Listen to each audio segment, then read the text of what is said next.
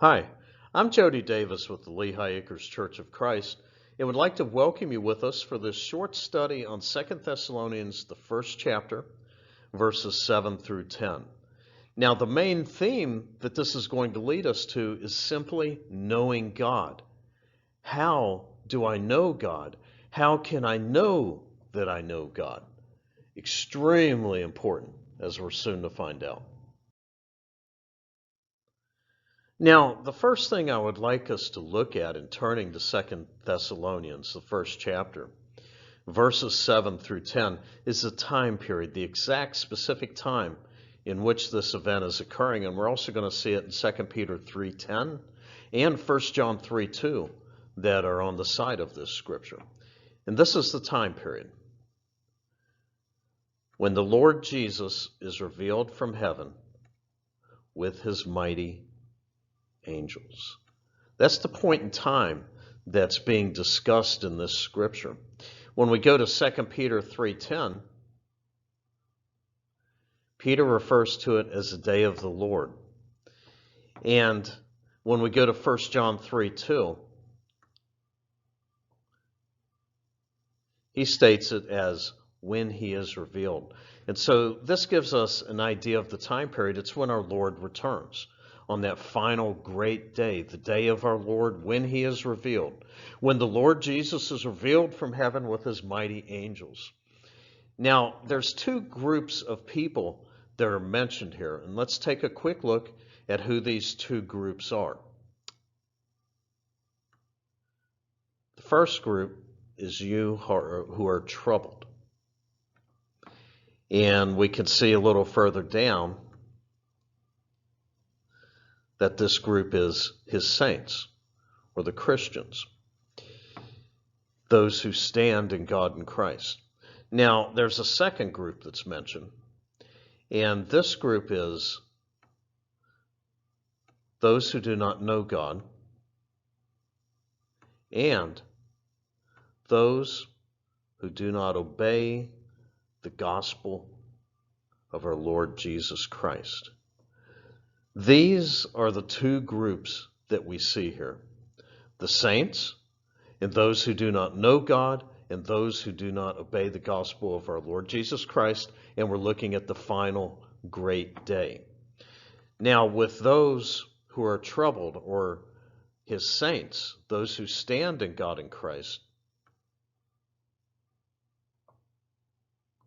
we see in verse 10 that it's going to be a good day for them when he comes in that day to be glorified in his saints and to be admired among all those who believe.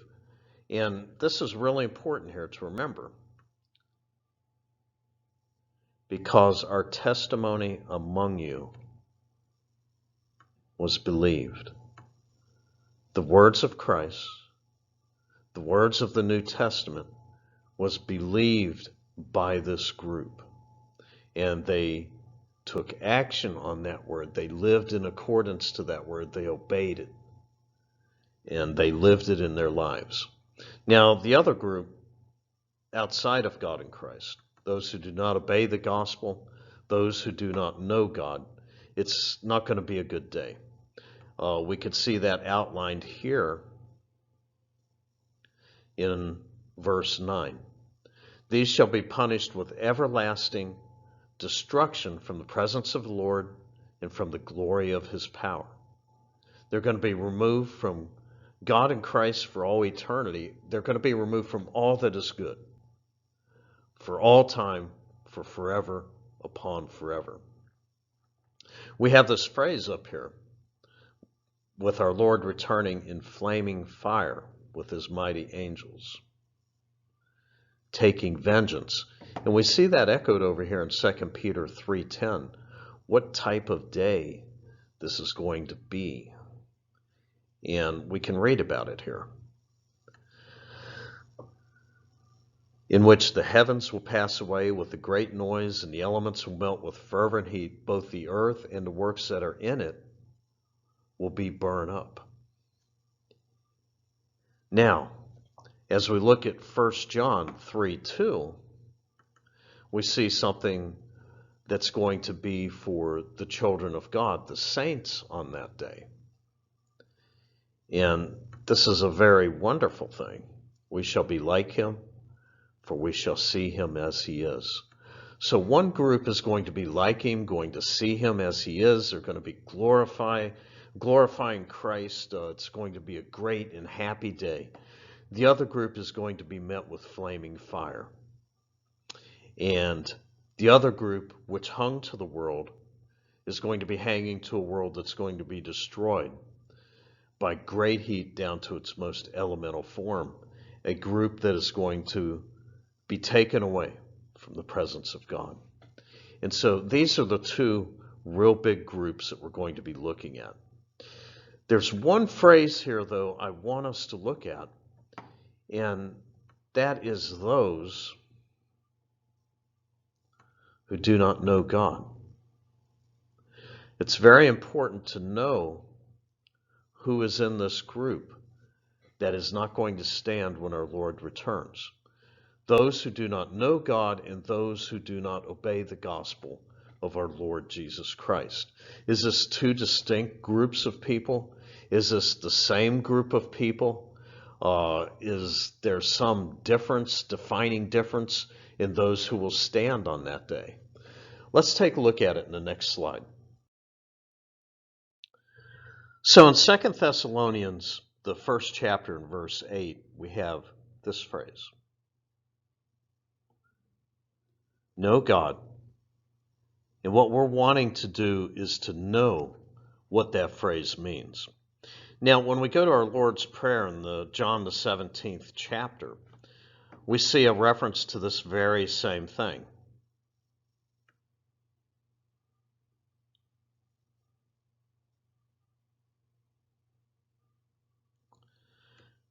Knowing you, the only true God, and Jesus Christ, whom you have sent. And we see it tied into something very important. We see it tied in directly to eternal life.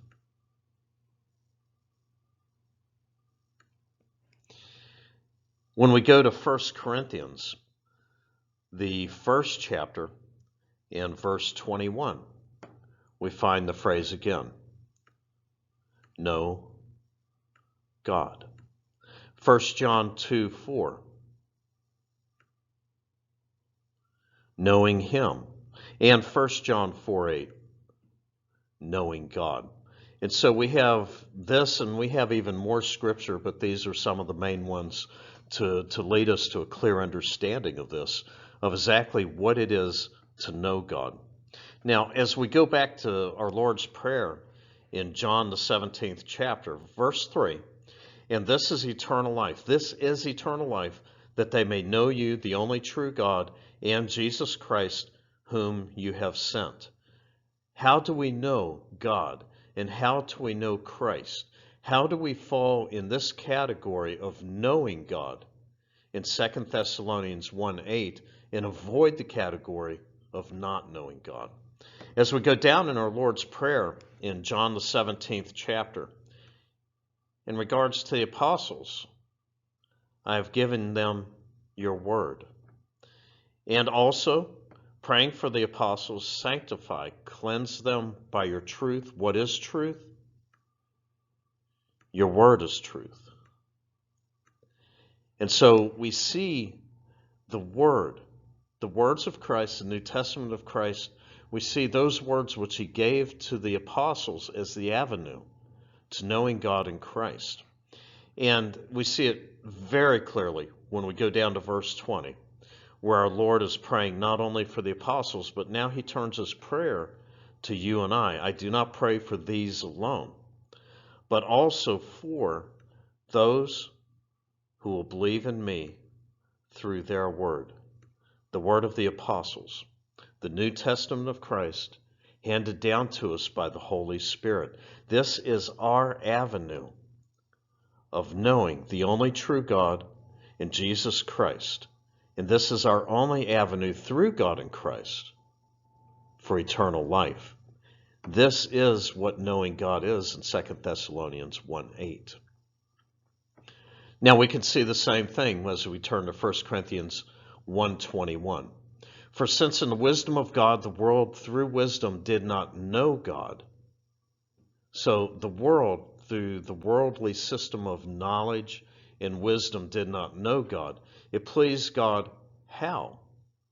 To enable people to know him.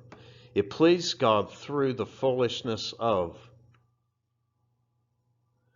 the message preached to save those who believe. This goes right with eternal life. In John 17:3, save those who believe the message. This is knowing God, not the wisdom of the world. In 1 John 2:4, again, it is the message. It is the word of God. He who says, I know him and does not do what? Keep his commandments is a liar. To know God, to know Christ, is not to know the commandments, but is to keep the commandments. And in 1 John 4:8, he who does not love does not know God. We have love combined with the word of God as knowing God. And we see this echoed here in John 14:15 in the word of our Lord to his disciples. If you love me, keep my commandments. So very clearly, when we go back to 2 Thessalonians, the first chapter, verse 8, this isn't a separate category. Actually, what it's doing, those who do not know God and on those who do not obey the gospel of our Lord Jesus Christ, it is underlining the fact that we have to know God, that we have to obey the gospel, that is the only avenue of knowing God. It's underlining, it's putting it in bold, it's highlighting the fact that we have to go to the precious words of Christ, the Word of God, to know God. So quite simply, to know God, we have to go to the Word. This brings back John the 17th chapter, where we looked in verse 3, and this is eternal life. Know you, the only true God, and Jesus Christ, whom you have sent. How is this accomplished? By going to the Word, by going to the message, by going to his commandments, by going to the truth, which is the Word. And when we go there, we find believing in the gospel. We find repentance. We find confessing Jesus Christ as the Son of God publicly. We find being baptized. And you can go ahead and look up all these other verses. But this is clearly what we do to become a Christian, to know God, to know Christ, to obey the gospel of Christ. Believe in the gospel, repent, confess Jesus Christ as the Son of God, and be baptized into him. And then, as we look to Acts, the 2nd chapter, we find that the Lord added to the church daily those who were being saved. Saved. Saved. And it's at this point in time the Lord adds us to the church, not a committee, not a vote, not some group somewhere, but the Lord adds us to the church when we go to his word and we obey his word. But then we have to continue to know God in Christ. It's not something that's turned off at that point.